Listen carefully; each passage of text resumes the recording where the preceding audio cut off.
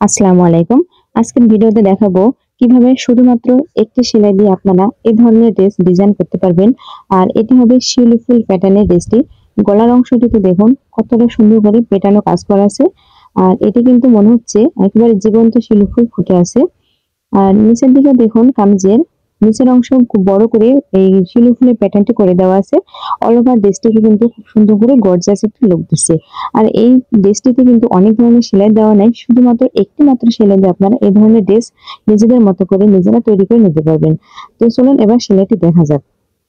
আমি প্রথমে এখানে কাঁথা ফুল দিয়ে সেলাইটি করছি। কাঁথা ফুল বড় বড় করে ফোঁড়টি দিতে হবে। একবার সামনের দিকে যেতে হবে এবং একবার বিপরীত দিকে আসতে হবে। আপনারা আমার হাতের দিকে লক্ষ্য করুন, তাহলে বুঝতে পারবেন যে আমি কিভাবে এই সেলাইটি করছি। এটি কিন্তু শুধুমাত্র কাঁথা ফুল দিয়ে সেলাই।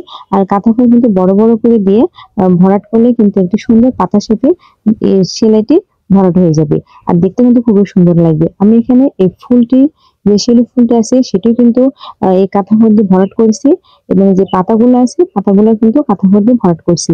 আর এখানে পাতাটি দুইটি শেডে দেওয়া আছে দেখুন, একটি হচ্ছে ডিপ জলপাই, একটি হচ্ছে লাইট জলপাই।